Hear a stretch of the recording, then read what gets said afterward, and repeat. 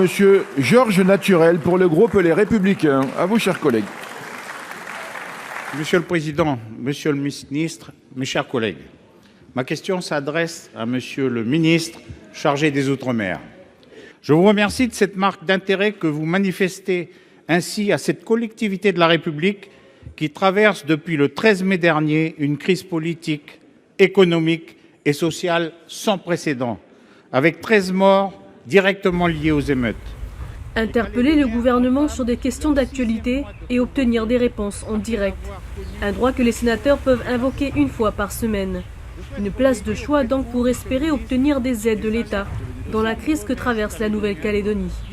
Dans une séance de questions, le sénateur Georges Naturel interpellait la semaine dernière le ministre des Outre-mer, François-Noël Buffet, à peine rentré de sa visite sur le territoire. Sa question, comment financer le fonctionnement des communes? Le ministre répond. Je rappelle que depuis jusqu'au mois de septembre, l'État s'était engagé à la hauteur de 400 millions d'euros, bien sûr, que dans le cadre du projet de loi de finances, et en tous les cas, d'ici la fin de l'année, un effort substantiel sera fait à nouveau. Et dans le cadre du projet de loi de finances que nous aurons à connaître dans quelques semaines, on essaiera de proposer également encore une autre évolution de l'aide. Celle-ci pourrait se caractériser autour d'1 milliard d'euros sur l'année à la fois 2024 et l'année 2025. Aujourd'hui, sur le territoire, depuis ce samedi, le sénateur vient recueillir de nouveau les besoins et informer sur les différentes actions menées à Paris.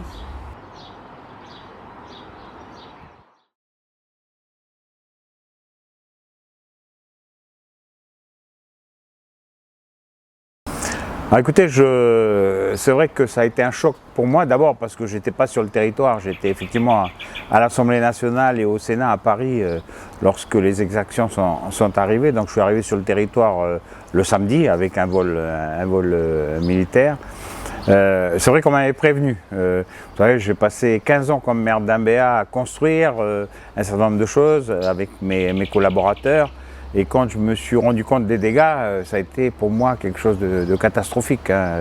Tout un travail qui a été fait de manière collective, retrouvé en cendres. Donc ça m'a fait quand même mal au cœur ce gâchis, parce que je ne pensais pas qu'on puisse en arriver là.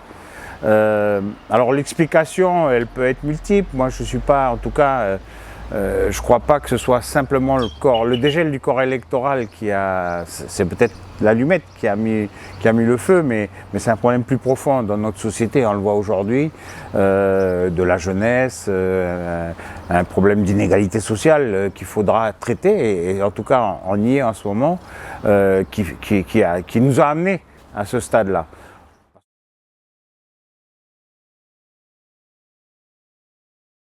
Alors, le Conseil d'État nous permet d'aller jusqu'au mois de novembre. Donc, en tout cas, j'ai défendu ça au Sénat, effectivement, de mettre cette date limite du mois de novembre. Mais je suis convaincu, comme j'étais convaincu en début d'année lorsqu'on a voté la première loi organique pour reporter les élections à la date limite du mois de décembre, qu'il faut organiser ces élections. En tout cas, dans une organisation républicaine avec des règles, les élections, elles doivent avoir lieu régulièrement. Donc il faut à tout prix qu'on mette tous les moyens en œuvre politiquement pour pouvoir les organiser rapidement. Je pense qu'il y a besoin d'organiser les élections en mois de mai. Ça fera un an de report. Je trouve que c'est déjà important, parce que si on se donne un peu plus de temps, on le voit déjà aujourd'hui, prendre des décisions politiques alors qu'effectivement il n'y a pas une stabilité politique, c'est compliqué. Et puis cette campagne électorale, elle risque de se télescoper avec d'autres campagnes électorales. Les campagnes pour les municipales de 2026 qui vont arriver assez rapidement, enfin, c'est peut-être déjà un peu le cas, avec un risque, je ne l'espère pas, qu'il y ait une dissolution de l'Assemblée nationale et donc une éventuelle campagne l'année prochaine pour la députation. Donc on ne peut pas être en campagne perpétuelle, en tout cas l'année prochaine. Je pense que nos concitoyens attendent de nous autre chose.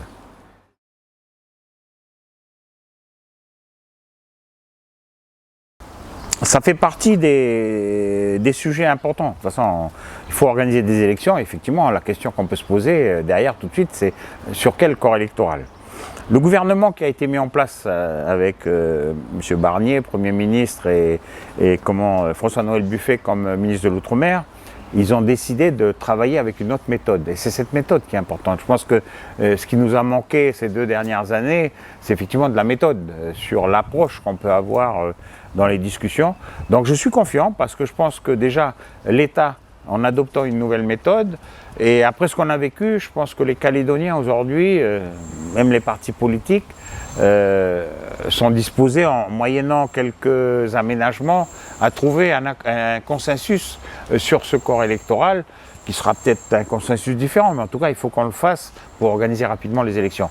Ça nous donnera peut-être après du temps sur le travail qu'on a à faire sur l'évolution statutaire, sur vraiment une réorganisation de notre société, mais il va falloir assez rapidement qu'on échange entre indépendantistes et non-indépendantistes sur la problématique du corps électoral.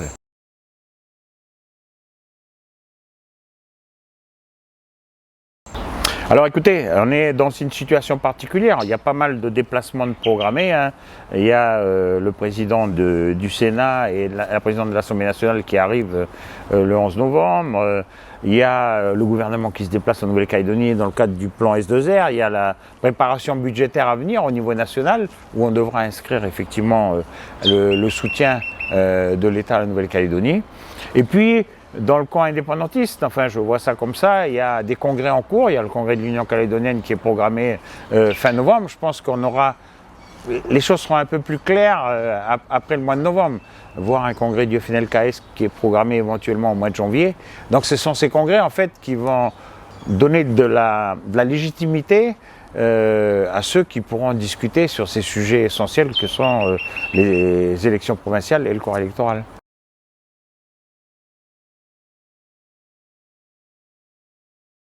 Alors, je l'ai dit pendant la campagne des sénatoriales, donc c'est pas nouveau, ce discours, beaucoup l'ont entendu. Je crois qu'on a pris le problème par le mauvais bout. Je crois que le dossier essentiel en Calédonie, c'est de définir ce qu'on entend par la citoyenneté calédonienne. Vous savez, quand j'ai dû expliquer ça à mes collègues sénateurs, ça n'a pas été normal. Il aura fallu leur expliquer le contexte en Nouvelle-Calédonie, qui avait forcément une histoire et qu'il existait un corps électoral spécial. Donc on aurait dû commencer par valider ensemble le code de la citoyenneté, définir ce qu'on entend comme citoyen calédonien, comment on acquiert ces citoyennetés éventuellement dans les années à venir, et tout naturellement, on décalera vers le corps électoral spécial, dit corps électoral spécial. Il est évident qu'il faut qu'on le revoie, on ne peut pas le garder tel quel. Il y a effectivement la discussion, je pense, qui fait consensus des natifs à inscrire.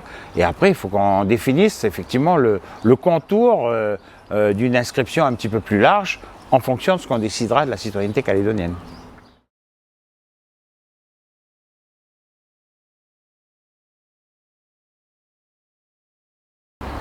Alors sur l'emploi local, je pense que c'est un sujet, on en parlait avant le corps électoral spécial. Moi j'ai une carrière dans l'administration, enfin on est plusieurs à avoir.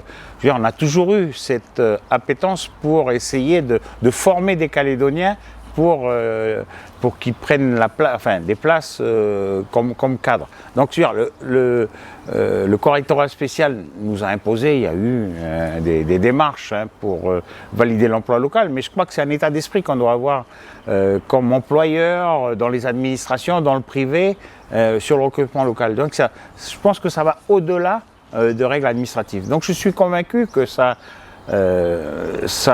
pas le corps électoral spécial qui va forcément réglementer d'une manière précise l'emploi local. C'est l'état d'esprit dans lequel on fonctionne, la relation qu'on peut avoir avec les syndicats, avec les organisations patronales pour pouvoir définir l'emploi. Donc ça c'est une chose. Après, le corps électoral spécial, il a un autre but, effectivement, c'est les élections aux provinces ou ceux qui seront amenés à voter pour l'autodétermination, par exemple. Donc ça, c'est un vrai sujet politique. Mais je ne crois pas que ça pose vraiment un problème sur l'emploi local.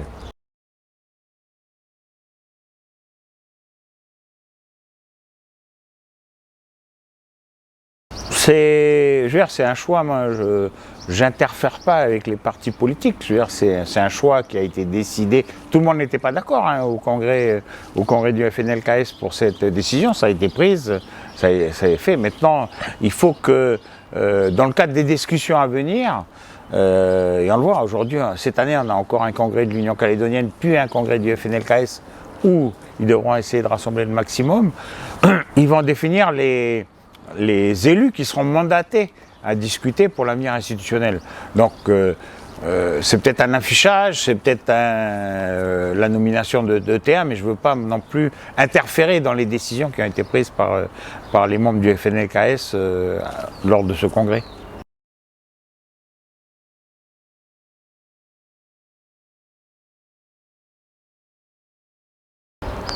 Alors aujourd'hui c'est particulier.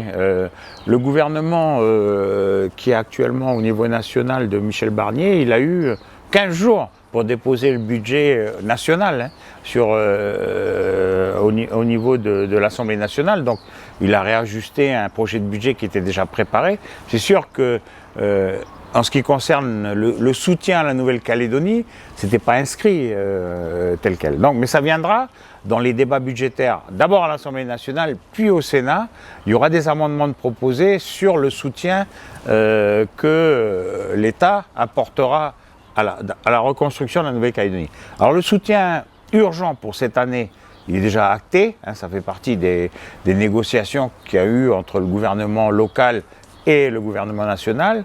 Maintenant, reste à nous de définir la priorité, les projets qu'on doit amener pour les années à venir. Donc ça se fera au niveau national, mais je pense surtout au Sénat, et ça dépendra aussi de ce que présentera d'une manière collective et le gouvernement local et le Congrès. Le Congrès a son plan quinquennal qu'il a présenté. Le gouvernement vient de finaliser son étude sur le plan S2R. Il faut que ces deux projets acquièrent une validation au niveau national, et je crois que c'est ce qui va se faire dans les 15 prochains jours. Ça permettra à ce moment-là au gouvernement de Michel Barnier de proposer des amendements au niveau du budget national.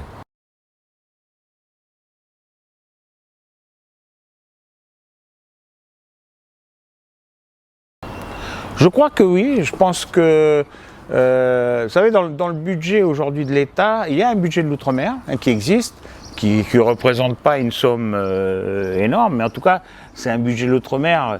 On ne va pas jouer la solidarité pour la Nouvelle-Calédonie dans ce budget de l'outre-mer, qui a un certain nombre d'attributions. C'est dans les ministères que ça va se passer, d'où l'importance, et on l'a demandé, on est beaucoup à l'avoir demandé, qui est dans le cabinet du Premier ministre, une équipe interministérielle qui pourra suivre dans les différents ministères l'aide et l'accompagnement que ces ministères apporteront à la Nouvelle-Calédonie, en particulier dans le cadre du budget, et une fois que ce sera voté, la mise en œuvre de tous ces travaux. Donc c'est cette équipe interministérielle qui devrait venir sur le territoire à la mi-novembre pour préfigurer de cette organisation et valider ce qu'on inscrira dans le budget qu'on votera sûrement, j'espère, avant Noël à Paris.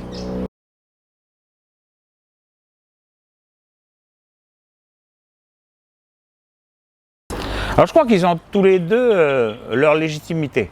Il y a l'exécutif, c'est vrai, hein, c'est effectivement le gouvernement de la Nouvelle-Calédonie qui est collégial, qui travaille depuis 2-3 mois avec les services de la Nouvelle-Calédonie, avec Bercy, les services de l'État, puisqu'il n'y avait pas de gouvernement, sur des réformes et un projet dans différents secteurs, que ce soit la santé, l'éducation, le logement en particulier. Donc ce travail, il est fait, il a été lent, il a été fait avec les partenaires sociaux, avec la société civile, avec le monde économique, sur la partie reconstruction économique. Donc il a été présenté la semaine dernière. Ça, c'est la partie gouvernement, dans lequel est inclus un certain nombre de réformes qu'on n'a pas pu faire ces dernières années et qu'il faudra forcément faire. Et puis il y a le projet qui a été voté pratiquement à l'unanimité par le Congrès de ce plan quinquennal de financement à 100 milliards par an. Je pense que le déplacement de ces élus du Congrès à Paris a permis de sensibiliser l'ensemble des élus, que ce soit au Sénat, mais là je pense qu'il n'y a pas de problème particulier, mais surtout à l'Assemblée nationale, après les élections législatives, sur l'importance que l'État doit apporter d'abord sur des aides urgentes, parce que sinon on aura un vrai souci en Nouvelle-Calédonie, une crise humanitaire, voire une crise sociale importante. Donc il y a une urgence à soutenir la Nouvelle-Calédonie. C'est la demande qui a été formulée par les élus du Congrès. Et puis après, sur le long terme, pareil, des financements pour la reconstruction. Mais je crois que les deux plans sont complémentaires. Il n'y en a pas un qui concurrence l'autre en particulier.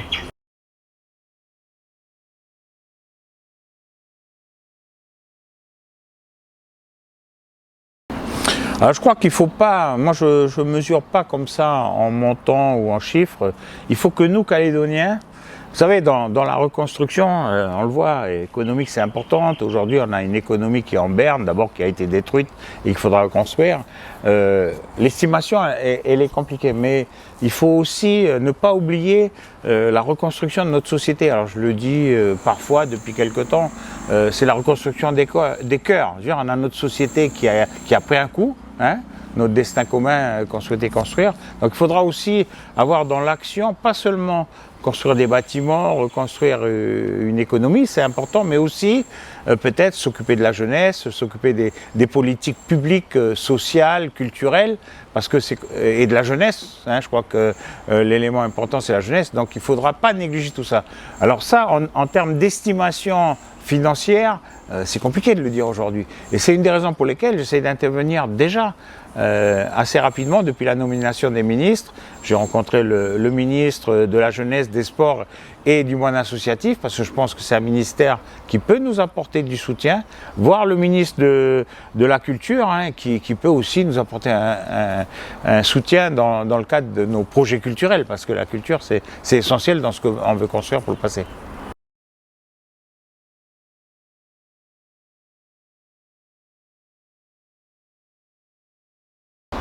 Alors écoutez, moi je ne suis pas gestionnaire de la province sud. À un moment donné, c'est comme dans les communes, on a un budget à aborder, après il y a un choix d'arbitrage. Je veux dire, on ne peut pas fonctionner avec des finances réduites de pratiquement 30% hein, pour certaines collectivités. Après, c'est le choix de l'exécutif provincial. Je ne suis pas élu provincial, donc aujourd'hui je ne me permettrai pas d'apporter un soutien. Mais je pense qu'il ne faut pas avoir dans l'état d'esprit de punir les gens. Je crois qu'il faut aujourd'hui faire attention aux problématiques sociales. Je parlais tout à l'heure du monde associatif. C'est pour nous un maillon de la chaîne très important dans notre société. Donc il ne faut pas négliger le soutien qu'on peut apporter, par exemple, au monde associatif. On a, par exemple, dans le domaine de l'handicap, dans le domaine des personnes âgées, aujourd'hui, c'est que le monde associatif qui s'en occupe. Donc il faudra bien les accompagner. Donc il faut faire attention lorsqu'on fait des arbitrages à ce qu'on fait. Après, le choix de l'exécutif de la province, je ne veux pas le discuter, c'est leur choix. Ça a été proposé, ça a été voté par la majorité de la province. Voilà, moi je suis conseiller municipal de Dambéa et je suis sénateur aujourd'hui. Je n'irai pas jusque. Je ne suis pas en gestion au niveau de la province aujourd'hui.